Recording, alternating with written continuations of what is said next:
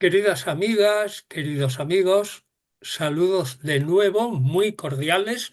Yo me encuentro muy bien, espero que ustedes se encuentren bien y hoy tenemos como clase número 23 la autoridad de Jesús y su enseñanza, que tiene dos aspectos: la autoridad de Jesús como profeta y la autoridad de Jesús como hijo de Dios y cómo se entiende cada una de estas dos características. La primera cuestión es Jesús como, como profeta y está relacionado, como digo, con la pregunta: ¿cómo se fundamenta en Jesús su derecho a enseñar?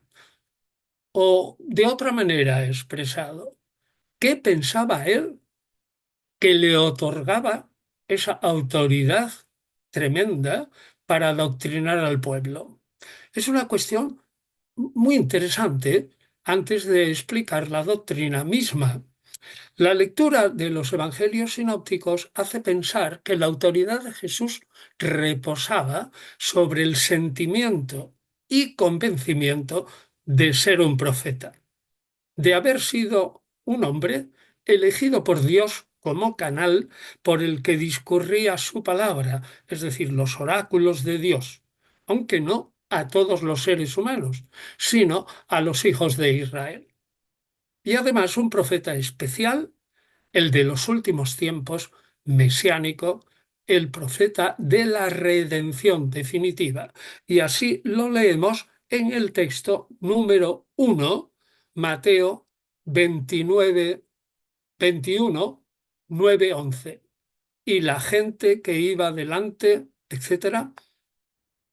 Tú me indicas, Carla, por favor, cuándo está el texto. Sí, está, profesor.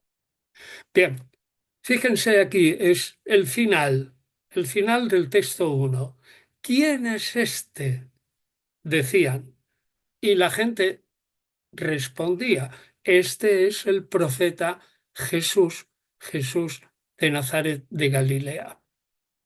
Pero había otros que pensaban que Jesús era la corporización del espíritu de Elías o Jeremías. Es más, Jesús lo pensaba sobre sí mismo según Lucas, aunque del capítulo 4, aunque realmente esa escena de Jesús en la sinagoga de Cafarnaún en Lucas es dudosa históricamente. Bueno, vayamos al texto 2, Marcos 6, 14, 16. Listo, profesor. De nuevo, fíjense en el 15, es Elías, es lo importante, Otro, Juan Bautista, que ha resucitado de los muertos, pero sobre todo Herodes pensó que Jesús era Juan Bautista resucitado. Vayamos ahora al texto 3 de Lucas 9, 7, 9. Texto 3. Listo, profe. De nuevo, es una especie de repetición. Por otro capítulo, Juan ha resucitado. Otros, Elías ha aparecido. Todo esto es muy importante. O uno antiguo de los profetas, es decir, que el pueblo lo consideraba a la altura de Juan Bautista, eso era ya mucho, pero considerarlo como los antiguos profetas, es decir, Jeremías, Isaías o Ezequiel, era muchísimo. Otros asimilaban a Jesús con ese profeta similar a Moisés, según el texto de Deuteronomio muy conocido, 18, 13, 15. Texto 4. Listo. Muy bien, pues efectivamente aquí lo que importa es el verso 15. Yahvé, tu Dios, suscitará de en medio de ti, entre tus hermanos, un profeta como yo, a quien escucharéis. Es exactamente lo que tú pediste a Yahvé tu Dios en el Horeb. Es decir, es el profeta es realmente como la otra cara del Mesías y profeta como enseñador de la ley, maestro de la ley, etcétera. Bien, que Jesús se consideraba a sí mismo como profeta, pues eso ya nos parece claro precisamente por eso que acabamos de decir. Si eh, Jesús era un discípulo de Juan Bautista y encima se hace permanente su estancia después de ser bautizado y funda un nuevo grupo, es claro que él de alguna manera sigue la línea de Juan Bautista y es más, probablemente pensaba que él era mejor que Juan Bautista, porque de lo contrario, ¿para qué formar un nuevo grupo? Bien, hay otros pasajes también interesantes que confirman la idea popular de que Jesús era un profeta. Por ejemplo, Lucas 22:64, cuando la soldadesca se burla de Jesús, lo abofetean y le dicen, adivina, profeta, ¿quién te ha pegado? O, como te dije antes, el pasaje de Lucas 4:25-27, en el que Jesús se compara con Elías y Eliseo. Fíjense bien en este texto 5.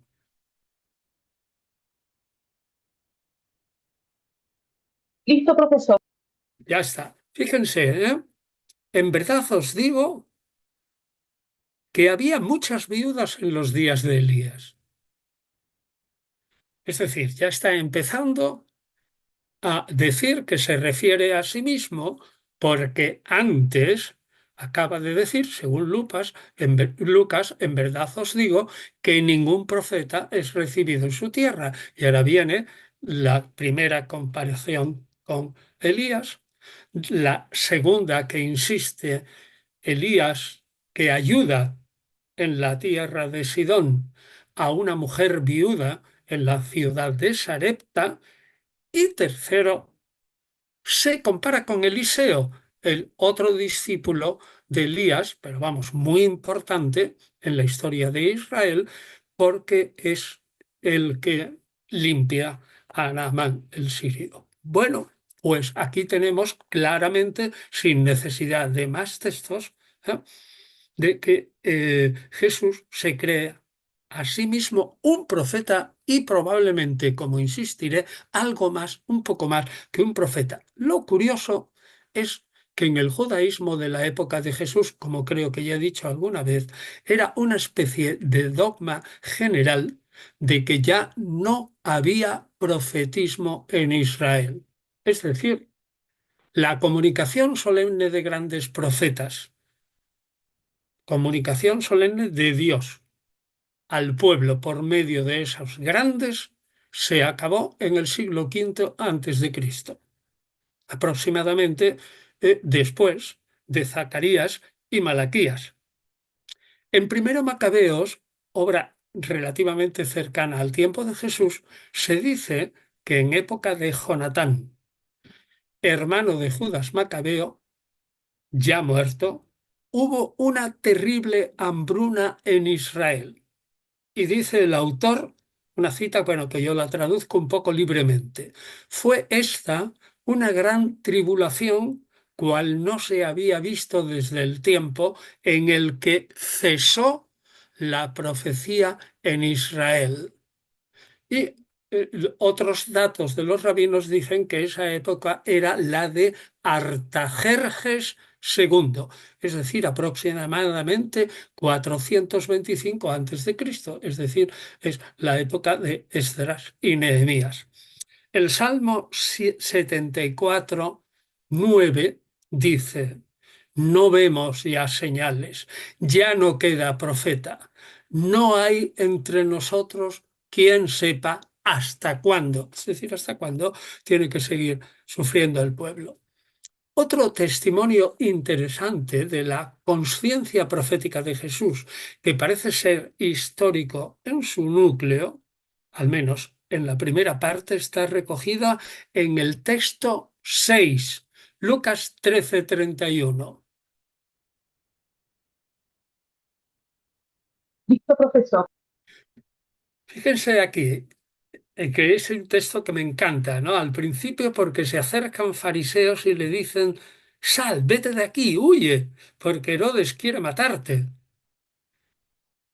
Y él les dijo, decid a ese zorro. Esto, otra de las características de Jesús, el oponerse a la autoridad de Antipas directamente y a la autoridad de Poncio Pilato y los sumos sacerdotes en Jesús, al menos indirectamente.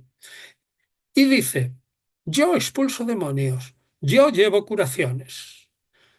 El problema es eso de este añadido de al tercer día soy consumado. Bien, esto puede ser un eco de Oseas, pero quizás sea una inserción secundaria que se refiere a la resurrección. Pero lo que sigue puede ser histórico. Él con conciencia, él, Jesús, con conciencia de profeta, dice, Jerusalén, Jerusalén, la que mata a los profetas. Es decir, que él piensa que le va a pasar lo mismo. Naturalmente, el final, os digo que no me volveréis a ver, es un añadido secundario porque es una profecía de lo que va a pasar a partir de los capítulos finales, el capítulo 23 de Lucas en concreto. Así que este episodio, que es exclusivo del Evangelio según Lucas, le falta el testimonio múltiple, de acuerdo. Es decir, no podemos probar que sea estrictamente jesuánico. Puede ser redaccional, pero desde luego, si es auténtico, como en líneas generales creo leerlo en prácticamente todas las vidas de Jesús, es una exageración esta de la pelea de los fariseos con Jesús. Naturalmente, eso es propio de la comunidad de Mateo, sobre todo, que estaba peleando en ese momento terriblemente por haber sido expulsado de la sinagoga y probablemente también de Lucas. Pero sí parece histórico que Jesús, como individuo inteligente y que tenía o pensaba que debía ir a Jerusalén, podía acabar como los profetas de antaño. Bien, hay otros testimonios de que el fundamento de la enseñanza de Jesús es su estatus profético carismático. Texto 7, que es doble. Lucas 7:16 y Lucas 24. Listo, profesor. Lo importante en 7:16 es la resurrección de, del hijo de la viuda de Naín, es lo que comenta el pueblo. Un gran profeta se ha levantado entre nosotros. Fíjense también que Dios ha visitado a su pueblo. Quiere decir que ese profeta va a procurar de alguna manera la redención de Israel, puesto que la visita de Dios o bien es para castigo o, en este caso, en los tiempos finales, con un profeta que hace curaciones, será para redención. Pues bien, eh, texto 7 bis en el capítulo 24 de Lucas, discípulos que van camino de Emaús y uno bueno, Jesús se hace como un poco el desconocido y luego como el ignorante, ¿no? Bueno, ¿y qué ha pasado en Jerusalén? Y los discípulos dicen, ¿cómo que no lo sabes? Y ellos le dijeron, aquí está, el 19, Jesús el Nazoreo, es decir, probablemente el que había hecho un voto de nazireato, el santo de Dios, fue un profeta poderoso en obras y palabras delante de Dios y de todo el pueblo. Es decir, esto es un texto clarísimo de Jesús como ser humano, además. La teología judeocristiana primitiva pensó también a Jesús como profeta y es posible incluso, por lo menos hay algún ramalazo en la teología judeocristiana, que naturalmente formándose, pues no podía ser absolutamente no contradictoria, es decir, podía tener aristas. Por ejemplo, Hechos de los Apóstoles, Pedro, cuando dice al principio del capítulo 2, ¿no? A Jesús, hombre acreditado por Dios, Dios lo resucitó y tras exaltarlo le otorgó el Espíritu Santo. Atención, le otorgó el Espíritu Santo.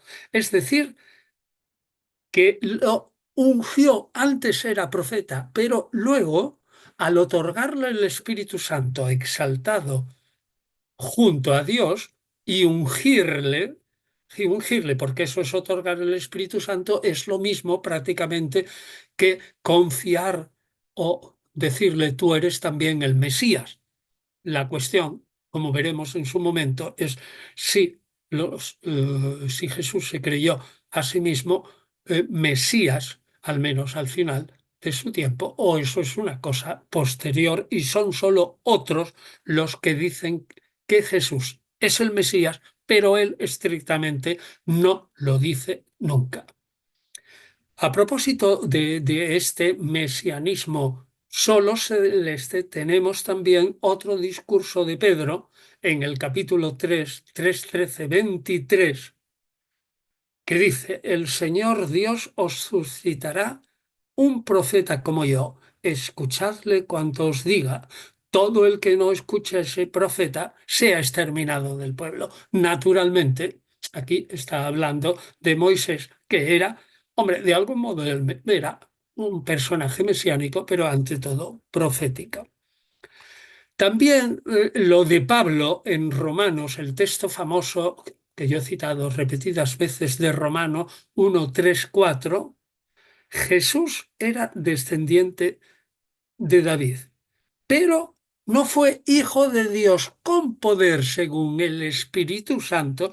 Aquí tenemos hijo de Dios más que profeta, es decir, Mesías, con el poder del Espíritu Santo, unción. Esto está diciendo Pablo, vamos, parece, y es una exégesis común, que Jesús era un hombre, que era un profeta, pero que es Dios el que tras exaltarlo lo hace auténticamente Mesías. Es decir, ¿por qué? Porque en eso se acomoda a lo que pensaban los israelitas. El Mesías ha de ser siempre triunfante. Pues bien, si el Mesías teóricamente en especulación teológica judeocristiana, tanto en Pablo como Pedro. Si el Mesías ha de triunfar, pues desde luego Jesús en su segunda venida, tras ser exaltado, parusía, triunfo, instauración del reino de Dios. Es decir, que también tiene su parte de la teología judeocristiana primitiva, eso que algunos estudiosos dicen Jesús no se creyó jamás Mesías. Yo no soy de esa opinión, pero lo dicen algunos, sino que solo otros dijeron eso de él y él pues nunca lo denunció. Bien, y como decía antes, Jesús se cree profeta, sí, pero un poquito más, un poquito más. Veamos Marcos 8, 33, 35, que es el texto 8, octavo. Listo, profesor. Bien, lo de quítate de mi vista, Satanás, porque tus pensamientos no son los de Dios, probablemente es algo redaccional de Marcos porque se refiere a un Mesías no judío, sino a un Mesías sufriente. Bien, pero llamando a sus discípulos, dice Jesús, si alguno quiere venir en pos de mí, niéguese a sí mismo, tome su cruz y sígame.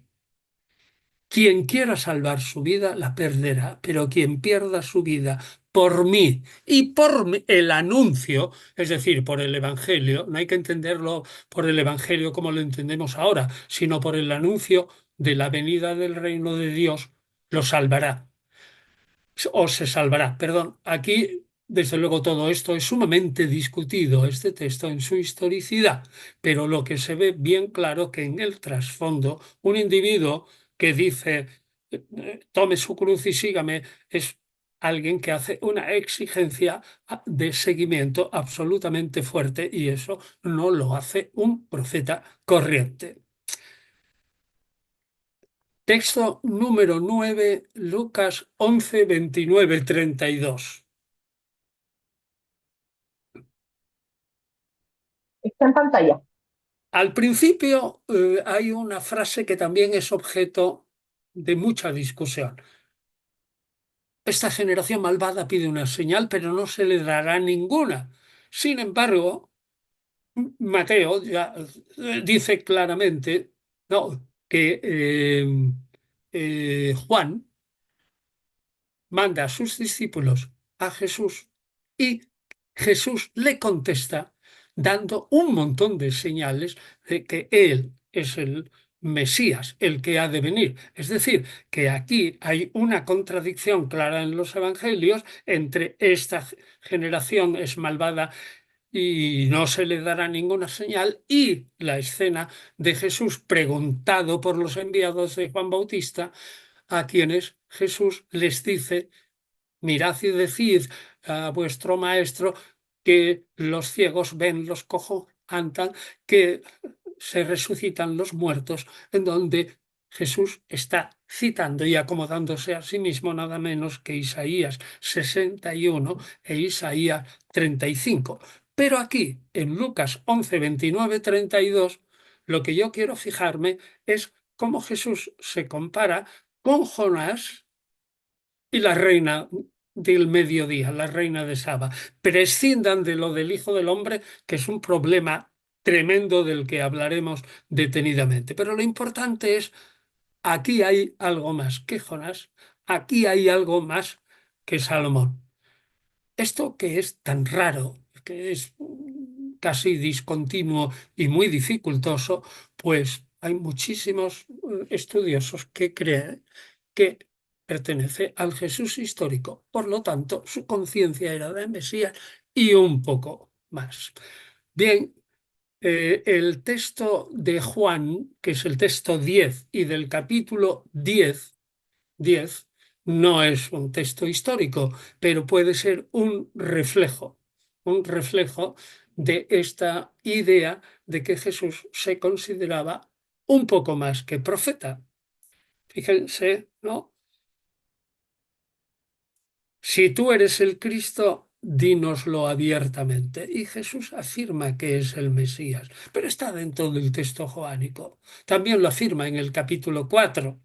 Y ningún estudioso cree que el capítulo 4, diálogo con la samaritana, sea histórico. Pero lo importante es que él tiene una serie de ovejas, es decir, discípulos a los que da la vida eterna. Estos no perecerán jamás y nadie arrebatará a Jesús esas ovejas de su mano. Es decir, que aquí está presentando Jesús, aunque no sea histórico, puede ser un reflejo en el Evangelio de Juan de que Jesús era el Mesías y algo más. Así que, en síntesis, es un profeta y si Jesús era un Mesías o no, que yo creo que sí hubo pretensiones recias de Jesús en vida, eso lo trataremos en Jesús como Mesías en su momento. La segunda cuestión de esta clase es la autoridad de Jesús para predicar como Hijo de Dios. Y aquí hay ciertamente el problema de discernir en los evangelios lo que es redaccional, igual teología de los evangelistas y lo que puede ser auténtico de Jesús. Bueno, ¿dijo Jesús de sí mismo que era Dios? Esta es la gran pregunta, porque si dijo Jesús de sí mismo que era Dios, bueno, pues no hay más que hablar. Todo lo que diga y su doctrina hay que aceptarla sin chistar. Pero yo he dicho muchas veces que de los 1315 aproximadamente, 1315 veces que aparece la palabra Dios en el Nuevo Testamento solo hay 5 o 6 textos en los que se declare a Jesús estrictamente como Dios, claramente. Y esos, los más importantes, son Juan 1:1 al principio, la declaración Jesús como ser en el que inhabita el Verbo; 20:28, la declaración de Tomás de que Jesús es Dios; Hebreo 1:8, en la que se declara claramente a Jesús superior a los ángeles, es decir, como divino. Lo mismo en Tito Tito 2:13, y en segundo Pedro 1:1, que testifica de Jesús como nuestro Salvador y nuestro Dios. Pero son muy pocos casos, 5, 6, quizás 7, ¿no? De los 1315 veces que se habla de Dios en el Nuevo Testamento. Entonces, esto es un argumento. Así que tenemos que preguntarnos si el Jesús histórico se consideró a sí mismo hijo físico, óntico de Dios. Y naturalmente, esta cuestión, si se consideró hijo, es lo siguiente que pensaba de Dios su Padre. Es decir, segunda pregunta, ¿qué concepción tenía de Dios Jesús de Nazaret? Ello significa preguntarse qué connotaciones específicas muestra la imagen de Jesús que Jesús propalaba en su predicación. Esta última pregunta, sin embargo, con todo lo crucial e importante que es, apenas si se ve contestada con claridad en algunos de los modernos tratados de cristología, en donde habría que encontrar una respuesta adecuada, es decir, toda esta cuestión, si Jesús se declaró a sí mismo Dios y exactamente la concepción de Dios que tenía Jesús de Nazaret y, naturalmente, él como hijo. La mayoría de los tratados de cristología no se atreven a decir, no, Jesús no se consideró nunca Dios, sino que empiezan a dar mil vueltas, circunlogio, y vienen a hablar de una cristología implícita. Es decir, a mí me parece esto como una especie de truco. En los evangelios es verdad que no se presenta a Jesús diciendo yo soy Dios y yo soy divino, pero sí se le presenta como él asumiendo ciertos dichos y hechos que implícitamente lo afirma. Es decir, la cristología posterior lo único que hace es no inventarse nada, sino explicitar claramente lo que ya estaba contenido en la vida real de Jesús, pero que no se manifestaba con claridad hasta después de la resurrección. Es decir, también algo así como el secreto mesiánico. En fin, la expresión Hijo de Dios aparece a menudo en los evangelios, y por eso he dicho yo que en las cristologías se debería de dejar eso de la cristología implícita y hablar claramente las cosas. Bueno, yo intento, no sé si tengo razón o no. A ver, ¿cómo se entiende Hijo de Dios, sintagma que aparece a menudo en los evangelios? Empecemos por lo primero. ¿Cómo se entiende en la Biblia hebrea? Es decir, sale tantas veces que un israelita hijo de Dios, sale otras veces que el rey es hijo especial de Dios, el sumo sacerdote lo es también, y el profeta. Entonces, habría que aplicarlo exactamente lo de la Biblia hebrea a los evangelios o no. En el primer evangelio, el de Marcos, el sintagma Hijo de Dios aparece nada menos que 27 veces. Es decir, Marcos, aunque sea subliminalmente, está lanzando la idea de que Jesús es prácticamente divino. Como dije, es el guerrero divino que lucha contra Satanás. Y en Marcos aparece 7 veces el vocablo hijo, pero en relación con el Padre Divino. Así, por ejemplo, hijo de Dios, casos muy claros de esas 27, por ejemplo, en el inicio, Evangelio de Jesucristo, hijo de Dios. Ojo, aquí y en el libro gordo hemos dicho que hay que ponerlo entre paréntesis porque no todos los manuscritos importantes afirman que el título es Este es el Evangelio de Jesucristo, Hijo de Dios. Y Nestle Aland 28 lo pone entre paréntesis. En el bautismo 1:11 sale claramente. En Marcos 4:39, la tentación, es decir, lo poco que habla de las tentaciones o tentación de Jesús en Marcos, claramente. En la transfiguración 9:7, Marcos también. En el interrogatorio del sumo sacerdote 14:61 también. Y lo importante es que es la palabra del centurión, verdaderamente este hombre es hijo de Dios en el 15:39, que la mayoría de los comentaristas dicen esto es una inclusión. El Evangelio empieza con Evangelio Hijo de Dios y termina con la confesión de un pagano que era Hijo de Dios. Por lo tanto, en Marcos 1:1 hay que imprimir Hijo de Dios y dejarse de paréntesis. Que piense cada uno lo que quiera. Pues bien, para Marcos, ciertamente, es una suerte de designación mesiánica. Y curiosamente, los únicos, en Marcos, desde luego, 3:11 o 5:7, son los demonios. O también en el capítulo 1, son los demonios verdaderamente los únicos que conocen esa naturaleza o divina o semidivina de Jesús. Sin embargo, en la fuente Q, Hijo de Dios, se encuentra solo una vez.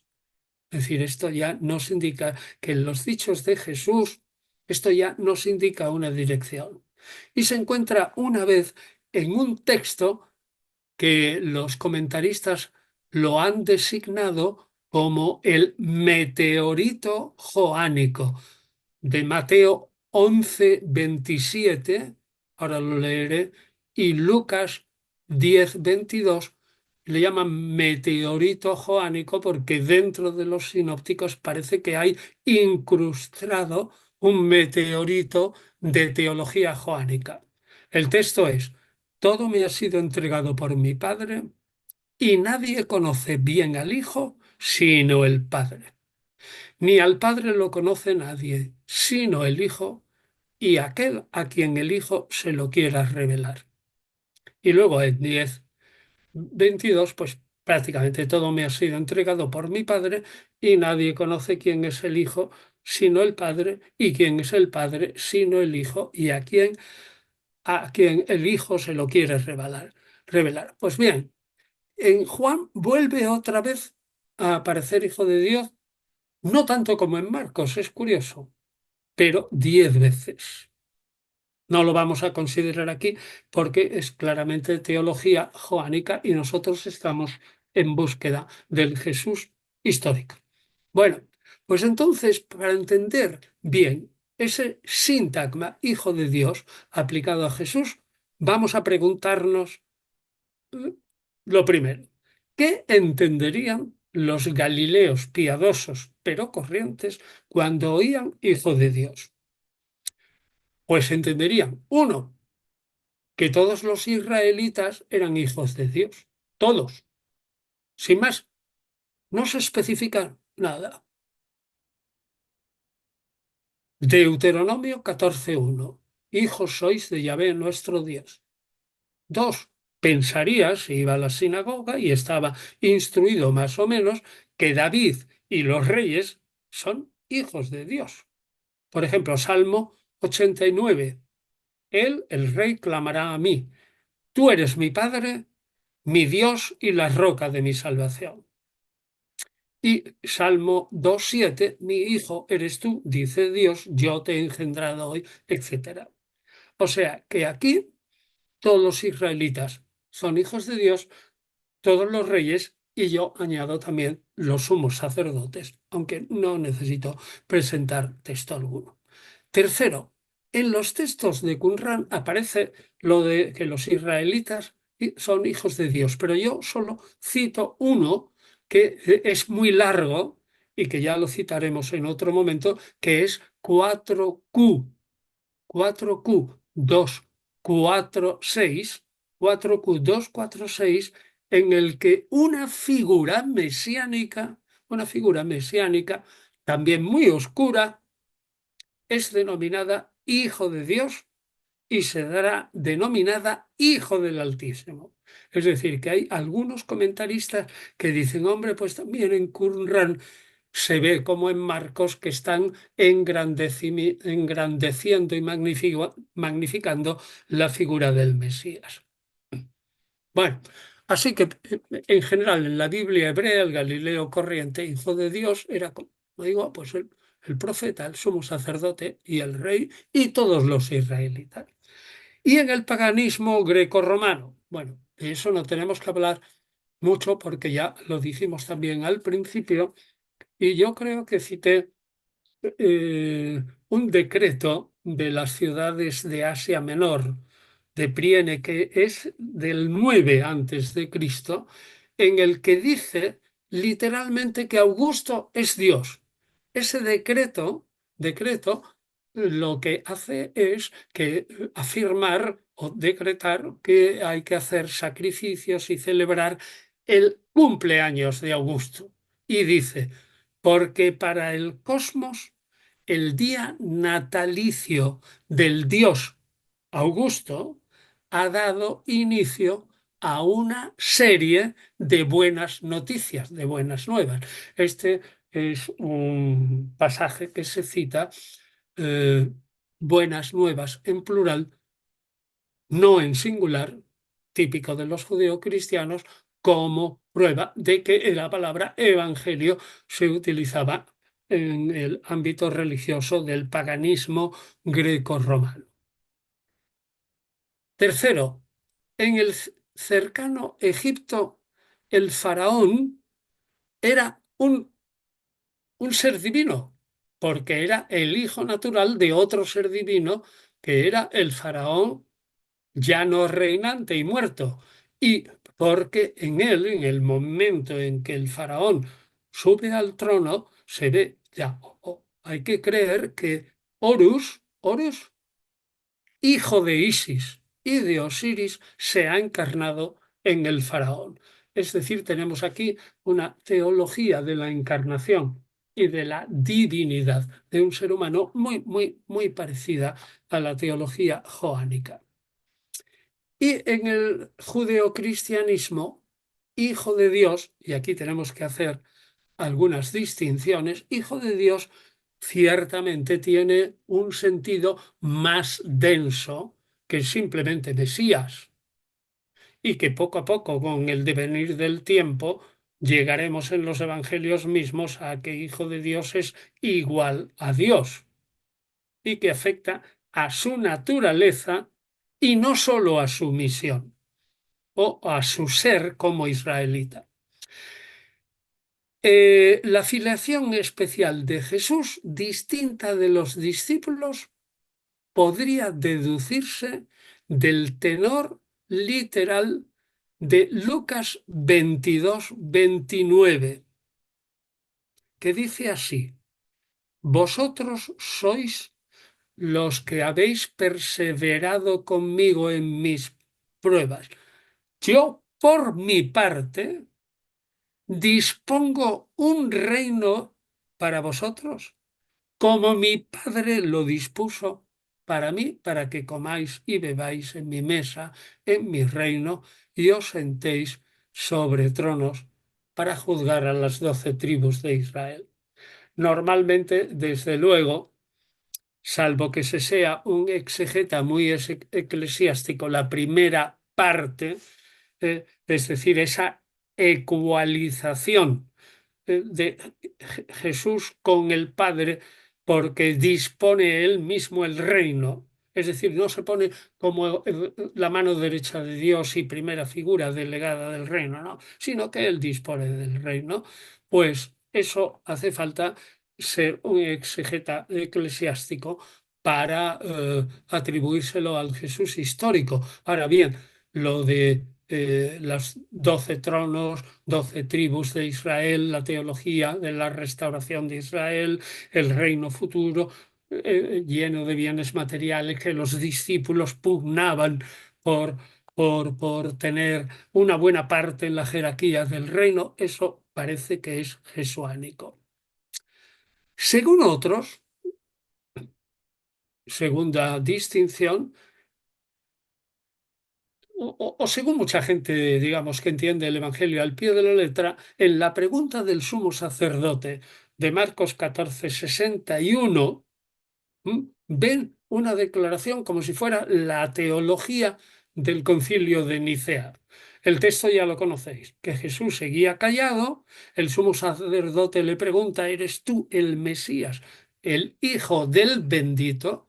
Es decir, bendito, no dice el nombre de Yahvé, y Jesús dice, yo lo soy, y luego viene una frase muy discutida, el Hijo del Hombre se sentará a la diestra de poder, que no discuto ahora. Pero sí lo que dice el sumo sacerdote según Marcos. Ya habéis oído la blasfemia. Es decir, que hacerse hijo de Dios es una blasfemia porque es un Mesías que se eleva demasiado sobre lo humano. Y entonces dice el sumo sacerdote, ¿qué os parece? Y todos juzgan que era reo de muerte. Bueno, poniendo este texto, ya digo que cualquiera entienda que el entiende, cualquiera que lea los evangelios al pie de la letra, dice, bueno, aquí es clarísimo, Jesús era el Hijo de Dios, etcétera, y además el Hijo del Hombre, y todo clarísimo.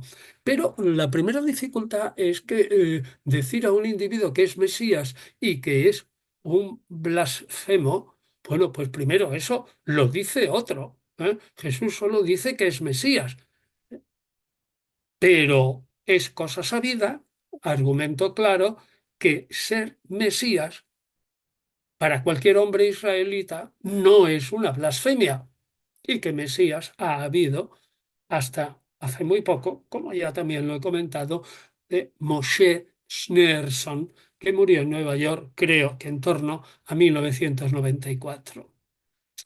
Y tercero, en todo caso, esto sería el pensamiento de un sumo sacerdote. Ahora, pensar que el sumo sacerdote judío, totalmente judío, va a pensar con una teología ya judeocristiana, es decir, o joánica, que eleva a Jesús a hijo del bendito real y que por lo tanto al hacerse igual al bendito es un blasfemo, bueno, pues eso yo creo que nadie admite que eso sea absolutamente histórico, sino solamente lo que se puede admitir es que Jesús quizás en este caso dijo que él era el Mesías, pero también se discute, porque si lo soy, pues puede ser en griego algo ambiguo. Otro texto, Marcos 13:32. Mas de aquel día y hora nadie sabe nada, ni los ángeles en el cielo, ni el Hijo, sino solo el Padre. Y Mateo 24:36 dice prácticamente lo mismo.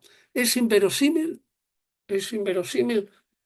que estas palabras sobre el Hijo y el Padre, tal cual están, provengan del Jesús histórico, salvo la afirmación, o sea, despojando de toda teología, que él, aunque como israelita, hijo de Dios, no tiene ni idea de cuándo va a ser el final del mundo y el juicio final.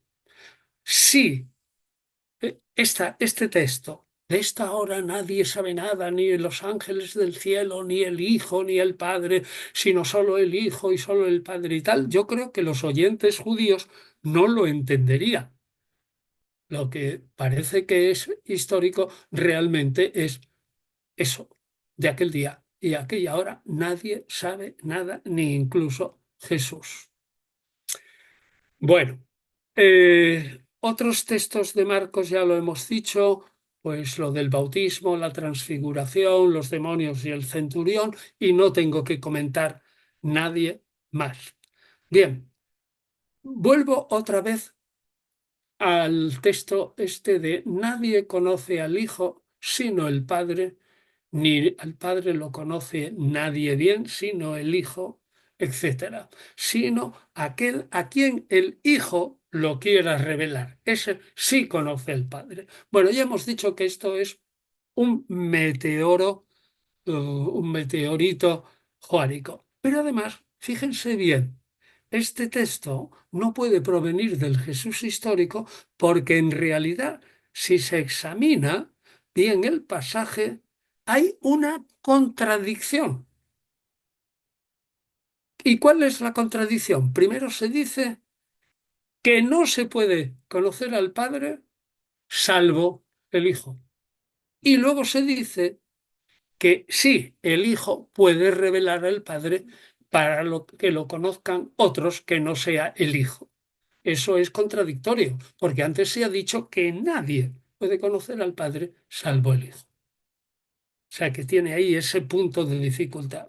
Y segundo, igualmente lo que dijo antes, estos conceptos de paternidad, de filiación, de hijo-padre, así tan elevados, creo que cualquiera que conozca la mentalidad galilea o judía del siglo I sería absolutamente ininteligible, tan ininteligible como si le leyeran el prólogo del Evangelio de Juan. Bueno, total, se ve bien claro que aquí estamos en un ambiente paulino, que desembocará, sin duda alguna, mucho más tarde a el concilio de Nicea. Hay otro pasaje de Mateo 11, 25, 30, que no lo he puesto en texto, lo leo. Yo te bendigo, Padre, Señor del cielo y de la tierra, porque has ocultado estas cosas, es decir, la doctrina general de Jesús, a sabios e inteligentes, y se las has revelado a pequeños. Sí, Padre, pues tal ha sido tu beneplácito.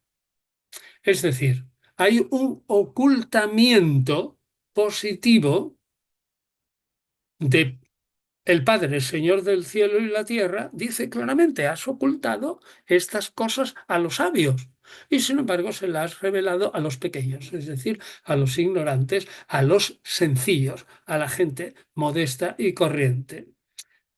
Si ustedes lo contrastan con 1 Corintios 1:19, que lo voy a leer ahora, verán cómo Mateo 11, 25, 30 tiene una teología paulina casi parecida a 1 Corintios 1:19 y siguientes.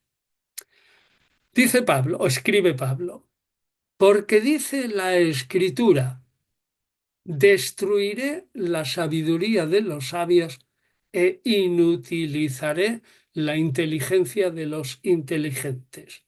Porque la aparente, se sobreentiende necedad divina, es más sabia que la sabiduría de los hombres, y la debilidad divina más fuerte que la fuerza de los hombres. Y por eso, dice Pablo, ha escogido Dios más bien a lo necio del mundo, es decir, los discípulos, la gente corriente, él mismo, que se cree un hombre corriente, para confundir a los sabios. Y Dios ha escogido lo débil del mundo para confundir a los fuertes. Es decir, que estamos aquí en esa teología que ya lo he comentado y lo comentaré, de que hay momentos en que la teología, tanto de Marcos como la de Pablo, es predeterminista, es decir, que parece como si Dios ocultara la sabiduría que se ha de salvar, por ejemplo, ciertas parábolas en Marcos 4, o la sabiduría de Pablo la ocultara a la gente más sabia, más inteligente de este mundo para revelarla solo a sencillos. Esto es un predeterminismo. Yo creo que este predeterminismo es bastante difícil, como diremos en el caso de las parábolas, que sea del Jesús histórico, porque Jesús nunca pretendía ocultar nada. Claro que comparaba a los discípulos con los niños, pero en el sentido de la sencillez de admitir toda su doctrina, pero no ocultaba nada porque la mayoría de la doctrina iba incrustada con metáforas, símiles, comparaciones, parábolas, de tal manera que todo el mundo entendiera. Es decir, que Jesús no quería ocultar su doctrina absolutamente a nadie. Bueno, y hay otros pasajes de la teología joánica en el que sale también el Hijo y el Hijo de Dios, ¿eh? En el que se dice todo lo mío es tuyo y todo lo tuyo es mío. Y Jesús como Hijo, yo les he dado a mis discípulos, les he dado a conocer tu nombre y los seguiré dando a conocer, etcétera. Esto es teología también joánica. Para mí la conclusión es que desde el punto de vista de la crítica independiente, que no sea previamente confesional, el título Hijo de Dios, ónticamente, es decir, físicamente, un ser humano que es a la vez esencialmente divino, no es propio del Jesús histórico, cuya religión es judía sin más, sino que debió de nacer en su primera chispita, en la predicación griega del Evangelio, en entorno de los evangelistas, donde ya se ve, ya he dicho, como Marcos ya empieza a magnificar y ensalzar a Jesús, como Juan lo hace del todo, y sobre todo en ámbitos judeocristianos, es decir, que se mezclan con pagano-cristianos o comunidades donde los pagano-cristianos son superiores en número a los judeocristianos. No es problema de una investigación sobre el Jesús histórico examinar este concepto de Hijo de Dios según la Cristología, pero sí es importante observar ¿cómo fue posible que el judeocristianismo, al final, Evangelio de Juan, y los paganos cristianos pudieron pensar que Jesús, ese judío radical, se creyó, sin embargo, a sí mismo divino y que esa teoría fue aumentando hasta llegar al concilio de Nicea que dice, sí, Jesús se creyó a sí mismo divino y era hijo de Dios pleno.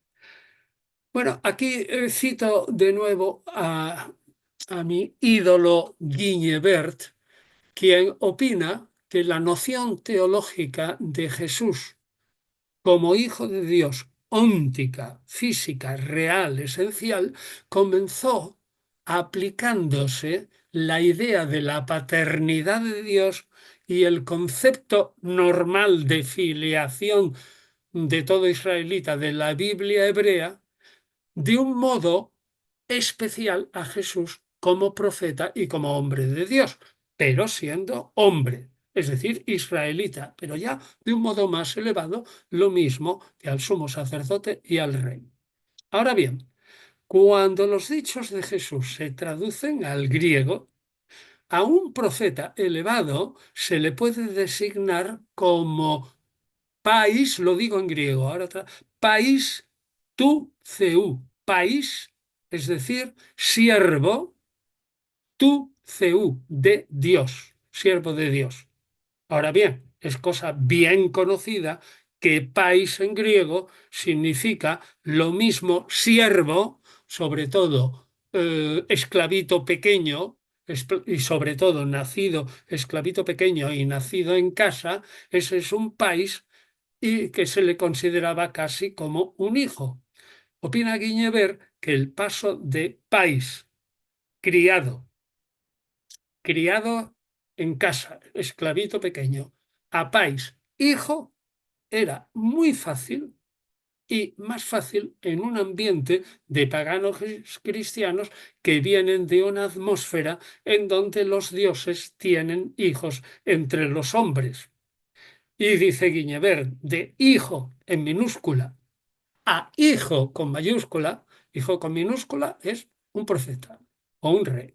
A hijo con mayúscula, hijo de Dios, igual cuarto evangelio, es un paso que se ve que se dio con cierta facilidad, incluso en un ambiente judeocristiano. Que a Jesús se le aplicaba la fórmula pais tu Theou no es ningún invento. Es muy escaso en los sinópticos. Por ejemplo, Mateo 12:15. Los fariseos buscaban cómo acabar con él, pero Jesús, dándose cuenta de ello, se retiró de allí y muchos lo siguieron y los sanó a todos. Y les advirtió Jesús que no revelaran quién era él, secreto mesiánico, para que se cumpliera lo que fue dicho por medio del profeta Isaías cuando dijo, este es mi siervo a quien he escogido, mi amado en quien se agrada mi alma. Sobre él pondré mi espíritu y las naciones proclamarán justicia. Fíjense que en este texto de Isaías 42 es siervo, es escogido, electo, mi amado, y sabemos que amado a veces se llama al primogénito y que el primogénito, hijo de Dios, es luego más tarde el Mesías, aquel en quien muestra sus complacencias, agrada mi alma, aquel en quien pondré mi espíritu, es decir, lo transformaré en Mesías, y las naciones, cuando venga el reino de Dios, proclamarán su justicia. Es decir, que estamos aquí en un conjunto de un texto de Mateo, repito, 12-15 siguientes, donde se utiliza la fórmula pais tu Theou, siervo de Dios, pero que naturalmente ese siervo, como aparece en Isaías 42, se puede entender como siervo elegido, primogénito, en el que pondré su espíritu. En Hechos de los Apóstoles, en ese el discurso de Pedro del capítulo 3 que antes he citado, llama Pedro a Jesús pais tu Theou, es decir, siervo de Dios. También en textos litúrgicos muy antiguos, como la doctrina de los 12 apóstoles, la Didaché, en 9.2 y en 10.2, aparece también Jesús es pais tu Theou, siervo de Dios. Leo, Didaché, te damos gracias, Padre nuestro, por la viña santa de David, Israel, tu servidor, que nos la hiciste conocer por Jesús, tu servidor. No cabe duda, dice Guiñever, que a partir de estos textos en los que la fórmula primitiva es pais tu Theou es bastante factible, dado el proceso claro de magnificación y exaltación de Jesús después de su resurrección y de la creencia en ella también, no solo de judeocristianos, sino de pagano-cristianos, que como dije, ¿no? La idea de un hijo de Dios en la teología pagana pues era muy corriente. Bueno, nombramos antes, como dije, algunos pasajes que llaman a Dios, llaman a Jesús directamente Dios. Pero repito, no conservamos ninguna palabra del Jesús histórico que se proclame a sí mismo hijo óntico de Dios. Por tanto, desde la consideración global de la totalidad de la religión de Jesús, que nos presenta una imagen de un judío observante de la ley, tenemos que decir que él nunca se consideró ni se afirmó nunca que él fuera Dios. Ahora bien, el Nuevo Testamento, como he dicho, sí lo afirma. ¿Y cómo lo hace? Pues indirectamente. Pues uno, aplicando a Jesús funciones que se consideraban usualmente como divinas. Por ejemplo, es el mediador de la creación, el autor de la vida, el señor de los muertos, el que sana a los enfermos, el que dispensa el espíritu, el que será el juez o al menos ayudante del juez escatológico en el gran juicio final. Segundo, proclamando un estatus semidivino cuando se le iguala en dignidad en el culto a Dios y cuando se le hace titular del reino de Dios, como si él no fuera la mano derecha de Dios, sino el gran mandante, el que manda en el reino de Dios. O tercero, también aplicando expresamente a Jesús pasajes del Antiguo Testamento reservados a Yahvé. Por ejemplo, Jesús hace milagros de dominio sobre la naturaleza, como Yahvé, o Jesús o el Espíritu de Jesús actuó en la creación, como Yahvé, etc. Y ya explícitamente como título, cuando en el Apocalipsis ya se habla de Señor, Alfa y Omega, y Hijo de Dios plenamente. Bueno, y ahora brevemente responder a la segunda cuestión. ¿Qué concepción de Dios tenía Jesús de Nazaret? Bueno, pues la concepción para responder a esto, pues hay que leer todos los evangelios y sobre todo pensar que la religión de Jesús es puramente judía.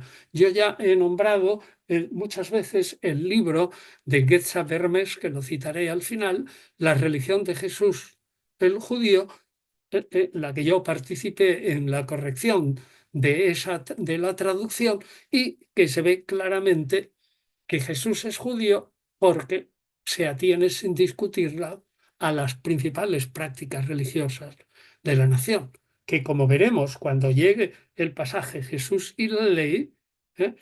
O los pasajes de Jesús y la ley, que dedicaremos 2 o 3 clases, Jesús jamás quebrantó la ley mosaica y explicaremos cómo no lo hizo tampoco en las normas alimentarias ni en las antítesis. O también los resúmenes que hace la ley, de la ley Jesús, la regla de oro, amor a Dios, amor al prójimo, etcétera. Pues eso es igual, aunque con formulaciones distintas o sin citar la escritura, hacen los rabinos posteriores. Es decir, que Jesús es un judío que se muestra también al utilizar la Biblia hebrea para su argumentación. De tal modo que si estamos pensando que los evangelios presentan a un Jesús que rompía con el judaísmo, hicieron muy mal su trabajo.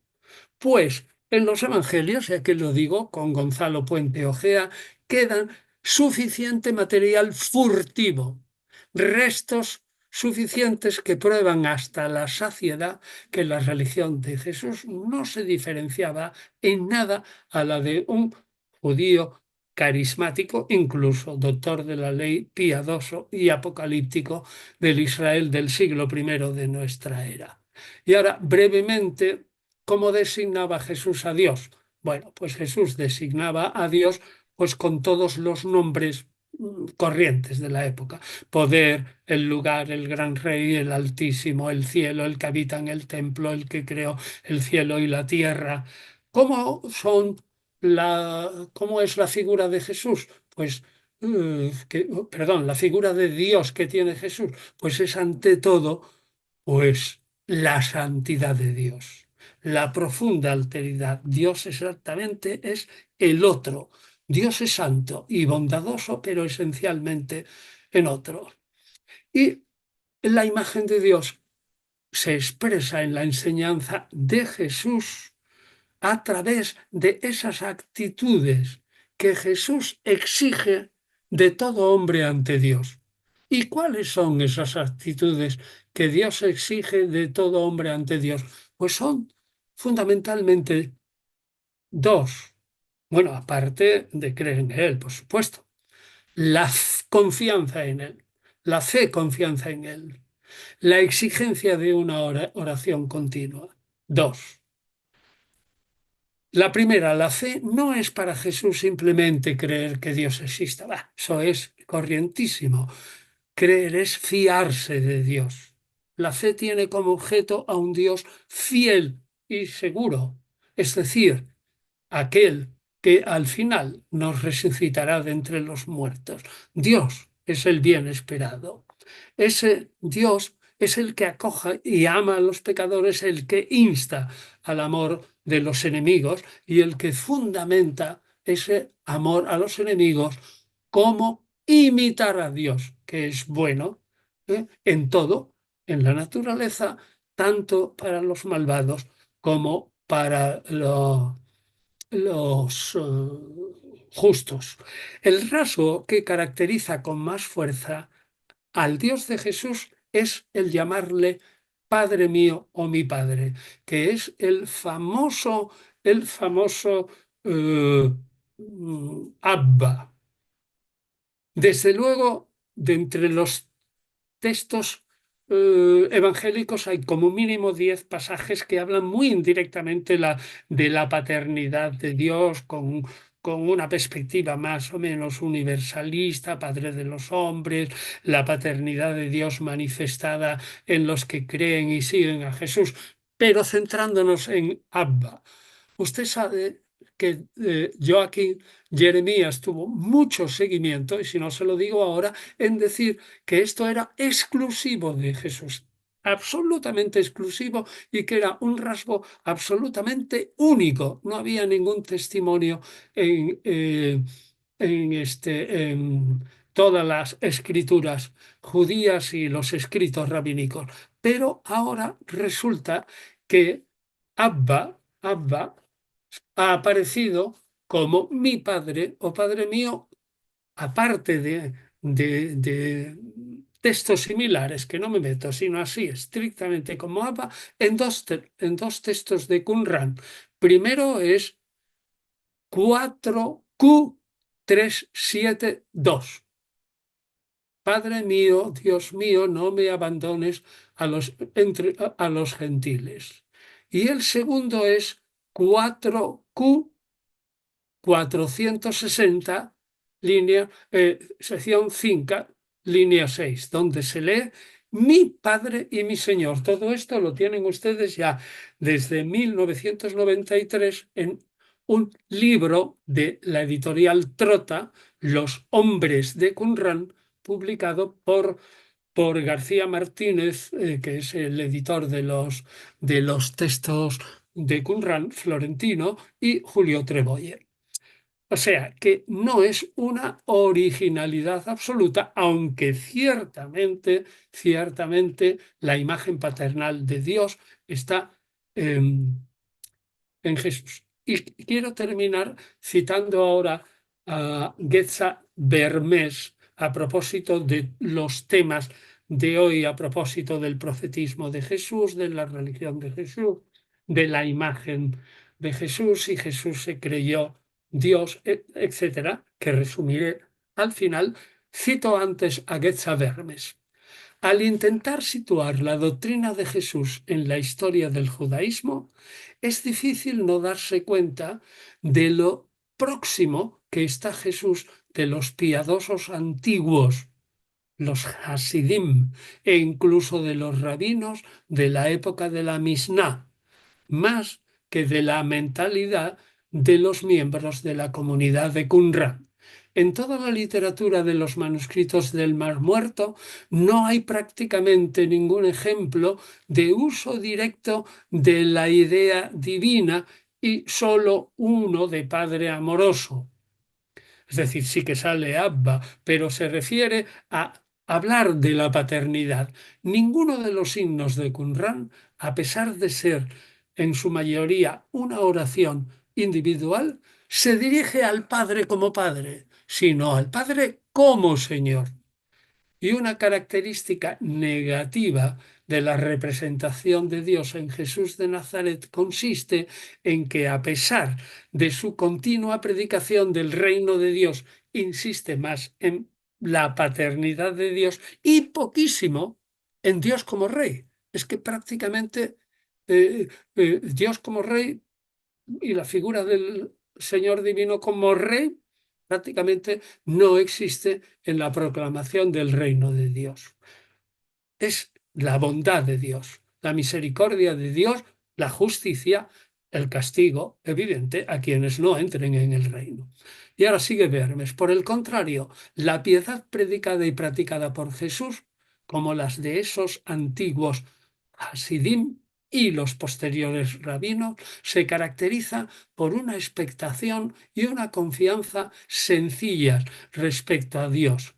Aparte de pensar alguna vez en la tremenda majestad de un juez divino como continuación del advenimiento del día del Señor, Jesús y sus seguidores en la fundación del reino tienen más bien una inspiración en la ayuda y en la fuerza que Dios otorga por su voluntad, la voluntad del Abba celestial.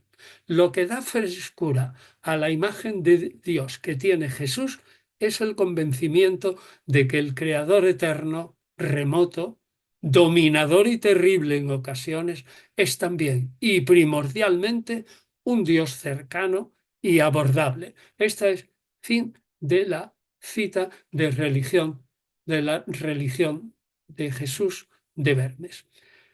Bueno, y finalmente la síntesis, como hago siempre, de la lección de hoy. Uno, sin duda alguna, Jesús se consideró a sí mismo como profeta y algo más, como el último profeta, el anunciador de la inminente llegada del reino de Dios, superior a su maestro Juan Bautista e incluso superior a Salomón. Dos, el Jesús histórico nunca se consideró a sí mismo hijo físico, óntico, real de Dios, tal como se enseña hoy el credo niceno constantinopolitano. 3. Hijo de Dios en un sentido más pleno, es decir, diferenciándose un poco del sentir común de los israelitas, es propio de la teología de los evangelios sinópticos.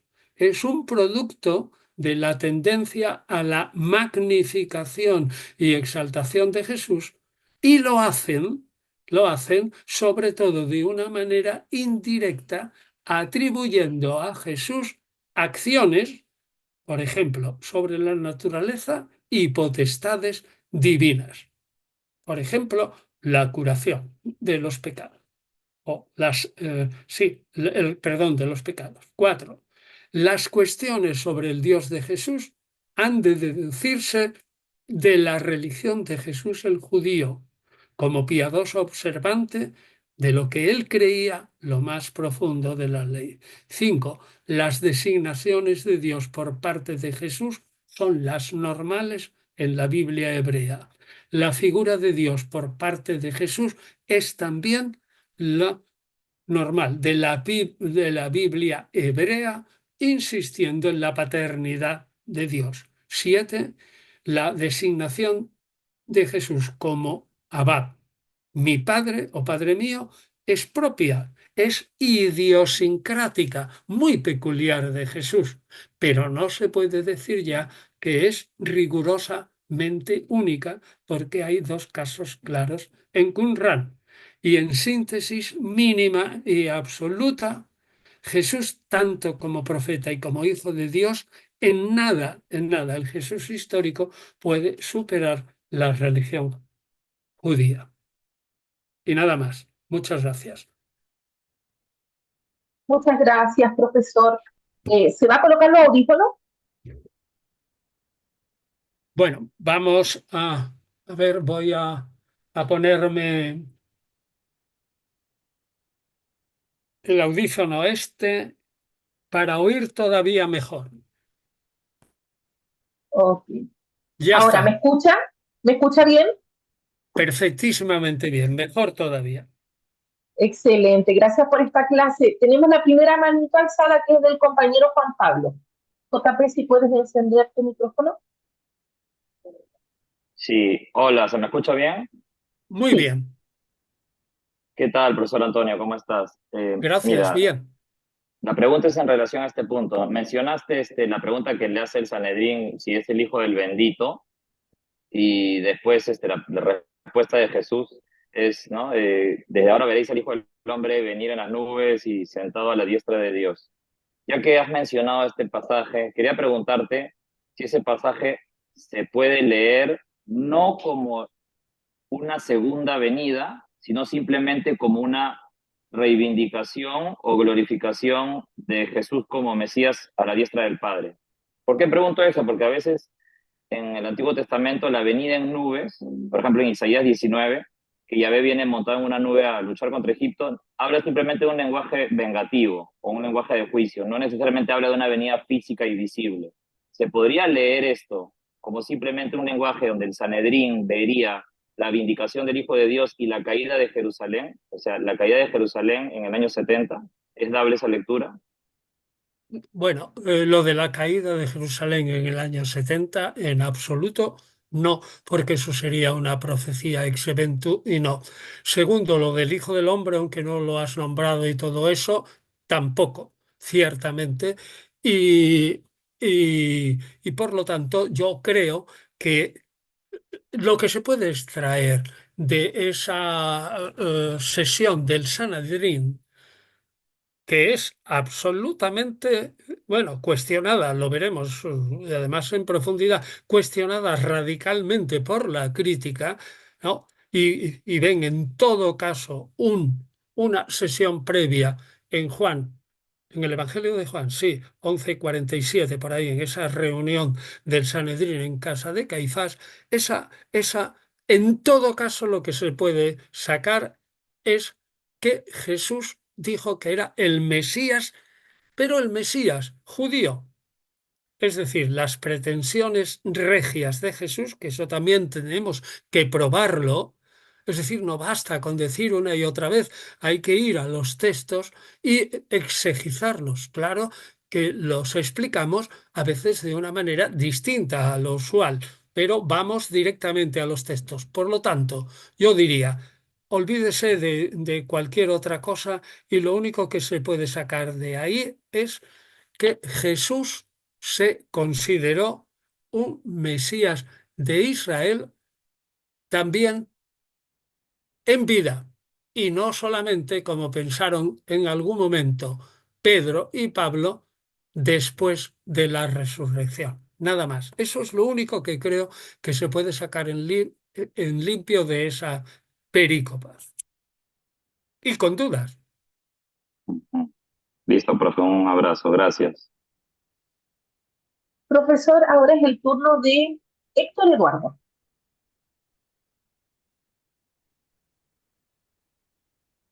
Buenas tardes, profesor. Buenas. Una pregunta.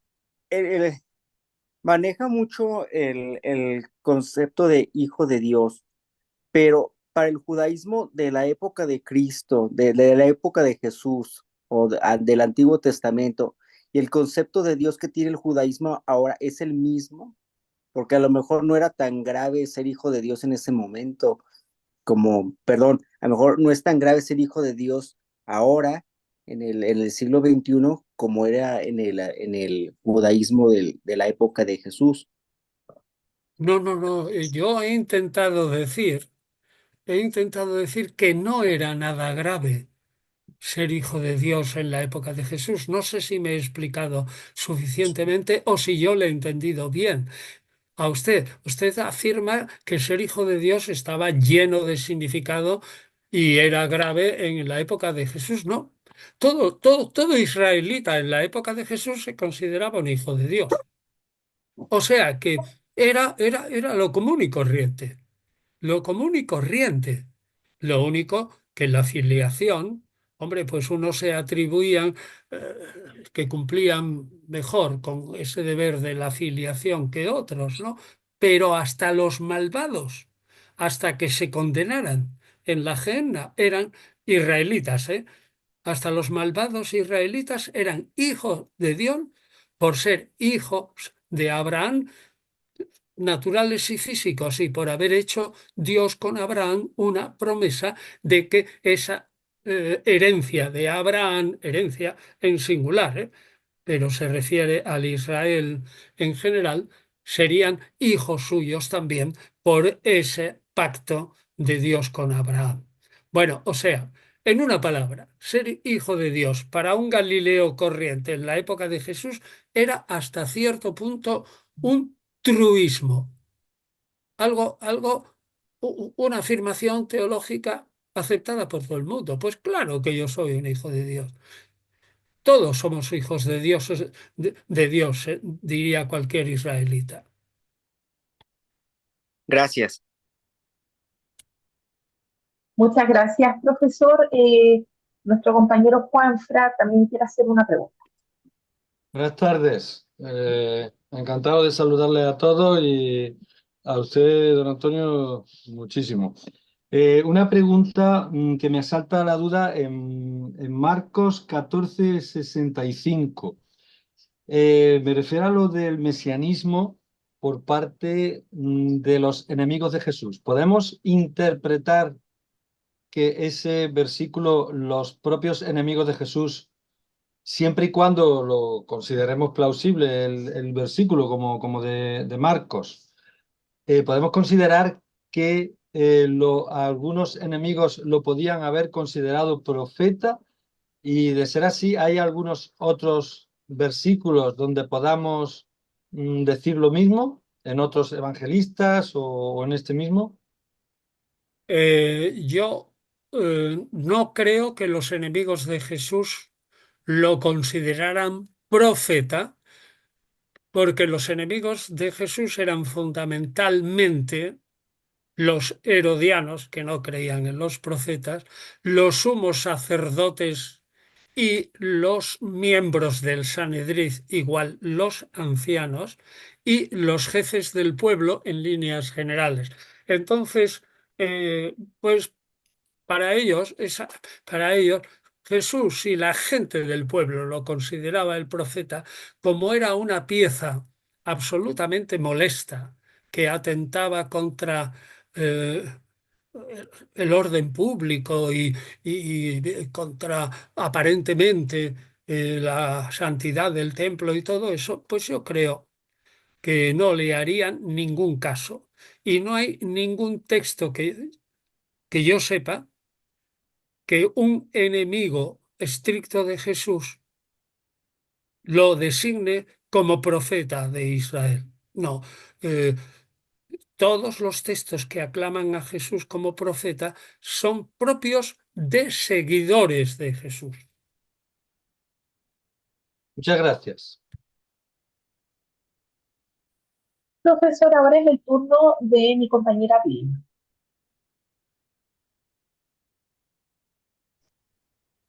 Buenas tardes, profesor Bueno, y compañeros.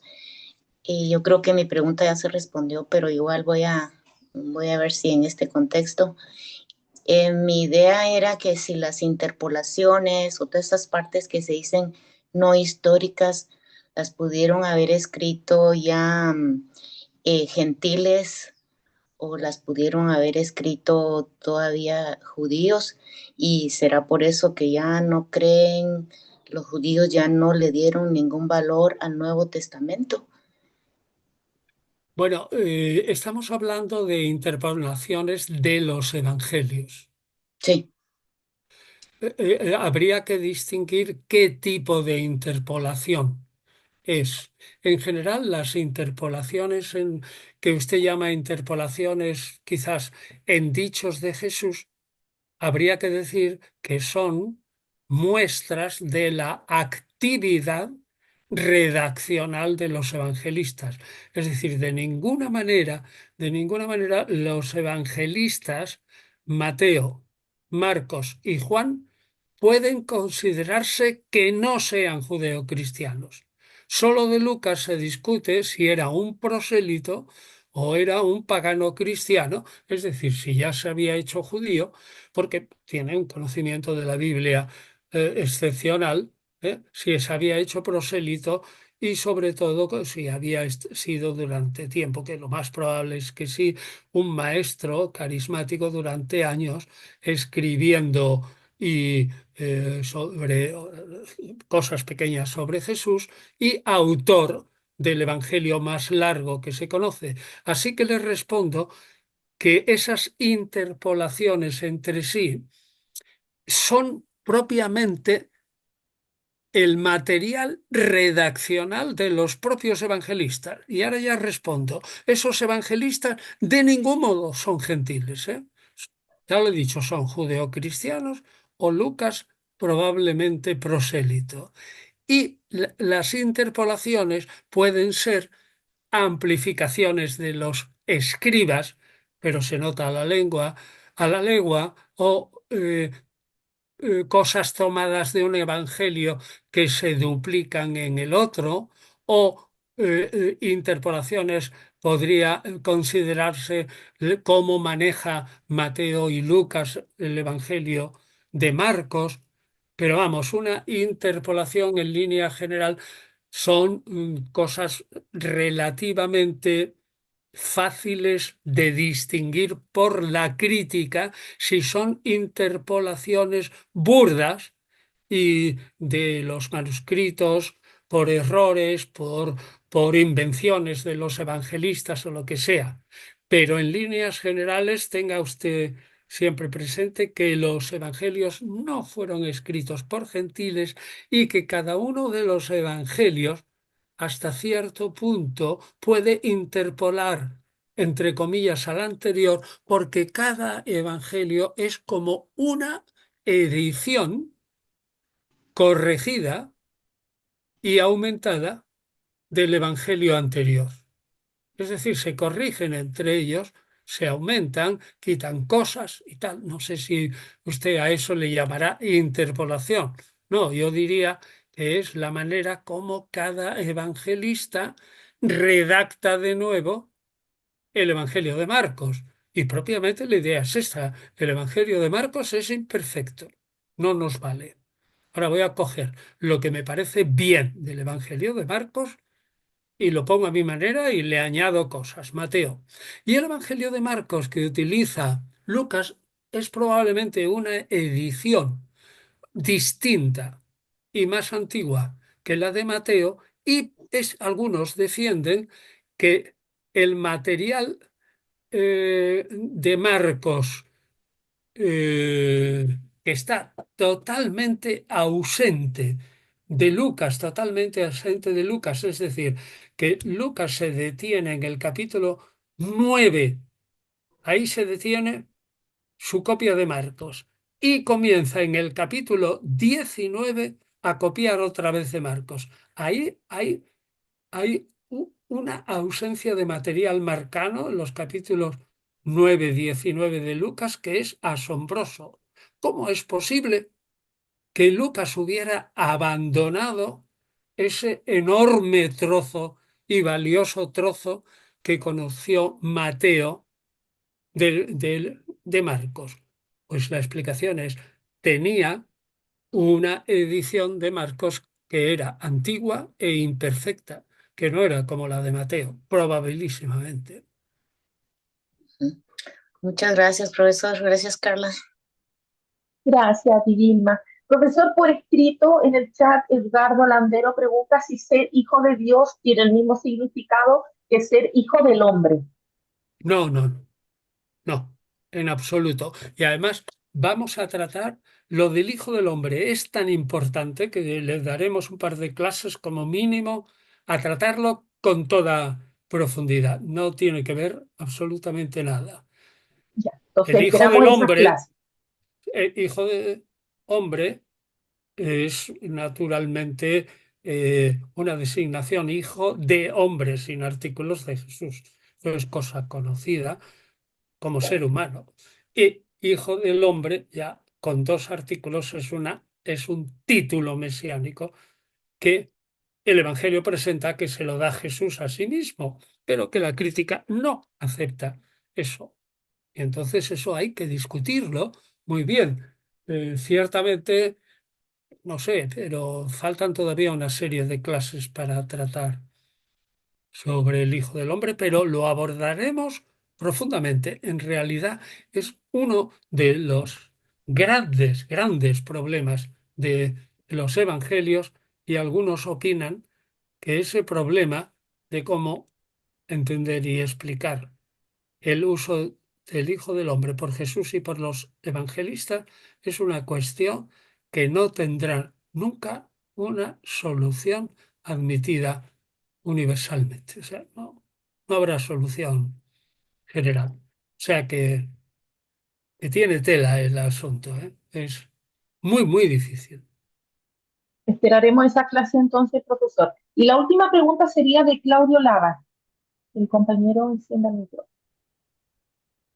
Hola, hola a todos, buenas tardes. ¿Qué tal? Hola. Profesor, dos preguntas muy puntuales, muy pequeñas, vinculadas al concepto de hijo de Dios. Usted explicaba que en la Biblia hebrea el término hijo de Dios se utilizaba, entendí yo, de manera genérica para referirse a cualquier israelita, incluso los malvados, y que, claro, seguramente algunos cumplían mejor ese rol, el sumo sacerdote, el rey. Y me llamó la atención porque, y este comentario viene, yo soy católico, de formación católica, no he estudiado teología, pero en el cristianismo, en el catolicismo, que a uno le enseñan en el colegio es, todos somos hijos de Dios, todos los seres humanos somos hijos de Dios. Y al mismo tiempo no hay ningún problema en leer en la Biblia que Jesús es el Hijo de Dios, ¿no? Es como un Hijo de Dios especial. Entonces, solamente quería preguntarle si era así, o sea, estoy haciendo ese símil entre el concepto en la Biblia hebrea, en el Antiguo Testamento, que el que hoy entendemos por Hijo de Dios. Me sonó muy parecido. Bien, un momento, yo le Sí. respondo a esa pregunta y luego me hace. En la Biblia hebrea, el Hijo de Dios es solo el israelita. Solo. Lo único que pasa es que la Biblia hebrea, leída a la luz de los evangelios y ya editada por los cristianos, la Biblia hebrea en algunos pasajes se entiende de una manera universalista.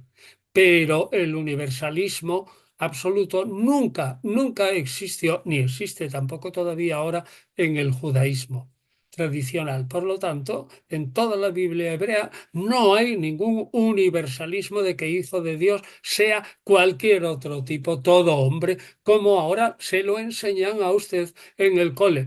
Todos los hombres, por el mero hecho, somos hijos de Dios. En realidad, el que no se enseña así en el judaísmo es una dificultad enorme para el judaísmo mismo, por la sencilla razón de que en el Génesis 1 se dice claramente que Dios creó al hombre a su imagen y semejanza. Y el hombre es todo ser humano. Entonces, realmente no es posible que a la vez se mantenga que los hijos de Dios son solo los israelitas por la promesa de Dios a Abraham y al mismo tiempo mantener la Biblia. Del mismo modo que es o sea, la Biblia en el Génesis que afirma que todo ser humano es hijo de Dios y eso es lo que coge luego el cristianismo posterior. Del mismo modo que es absolutamente contradictorio que los judíos, incluso hoy día, los más fanáticos, digan que Dios es el Dios universal, el Padre de todos, y que Dios tenga un pueblo elegido. Es imposible. Es decir, que los qumránicos sobre todo, que eran los que en Israel en la época de Jesús decían que aquel que no fuera miembro de los esenios y sobre todo de la comunidad de Qumrán se condenaría al infierno, es decir, el 99,999 de los mortales se iría al infierno. Vamos, ahí hay una contradicción tremenda entre la posición de esos esenios y sobre todo qumranitas con decir que Dios creó al hombre a su imagen y semejanza. Hombre, es que Dios creó al hombre a su imagen y semejanza, aquel que por lo menos no ha conocido el judaísmo, es decir, el 99% o más de la población mundial, si son buenas personas y cumple el decálogo, se tendrá que salvar. pero los qumranitas decían que no. Es decir, que ya ven ustedes cómo la religión judía tiene dos contradicciones profundas. Es decir, no se puede tener un pueblo elegido y siendo Dios universal, y segundo, no se puede decir que hijos de Dios son solo los israelitas por la alianza de Dios con Abraham, cuando Dios hizo al hombre a su imagen y semejanza. No puede ser. Correcto. Y en relación a este último punto, mi pregunta era, usted habló del término griego pais, ¿no? Pais tuseu. Tu CEU. Tuseu, ¿ok? Y esa que podría ser siervo de Dios termina luego interpretándose como hijo de Dios. Entonces mi No, no, pregunta... no, no, perdón. No, no, perdón. Es siervo e hijo a la vez. A la Ok. vez, en griego es siervo e hijo, las dos cosas. Probablemente pais es primero hijo y luego pasa probablemente con la sociedad esclavista a que se le llame también hijito a ese siervo, como digo, nacido en casa y que era todavía pequeñito. Ujú. O sea que pais es ante todo hijo. ¿Y es el mismo Bueno, término en la Biblia hebrea? O sea, el pais tuseu, el que se utilizaba para no, designar a no. cual... No, no, en la Biblia hebrea es distinto, es siervo. Lo que pasa que la traducción se hizo de esta manera. Ahora mismo y tardaríamos bastante en ver en la Biblia hebrea cómo se traduce cualquier pasaje de Septuaginta, pero si tienen ustedes la Biblia de Kittel Kale en casa yo he hecho bastante propaganda de esta Biblia en 3 volúmenes multilingüe, que es de Verbo Divino, cuyo primero y segundo volumen es el Antiguo Testamento con traducción hebrea, perdón, con traducción española y versión hebrea. Esta página de la izquierda es la Biblia común de Kit el Kale, pero aquí se da una versión muy, muy, muy, muy parecida, ¿no? Entonces no hay más que buscar aquí. A ver, esto, sobre todo si uno tiene la edición, que no creo, ¿eh? Yo no sé si en esta Biblia hay edición electrónica, pero si en una edición electrónica de la Biblia se busca siervo, luego se busca eh, cómo se traduce en Septuaginta, se va apuntando en un papel los, los pasajes y luego se tiene a mano la traducción griega de la Biblia, que yo la tengo en griego y luego la traducción aparte, no en bilingüe, que sería más cómodo, y se va viendo cómo se va traduciendo la palabra siervo de manera diferente en Septuaginta, aunque muchas veces se traduce como país. Y de ahí pasa al judeocristianismo. No sé si he contestado. Sí, sí, muchas gracias. Muchas gracias, Claudio. Profesor, muchas gracias por esta clase número 23. Nos despedimos de los amigos, deseándoles un lindo fin de semana y nos vemos el siguiente sábado, ¿les parece? Pues nos parece a todos y que tengamos salud hasta el próximo fin de semana. Por lo Gracias, menos, profesor. por lo Excelente menos. clase. Bueno, gracias. A usted. Adiós. Adiós, Gracias, adiós. gracias, chao. Oh, gracias. Chao.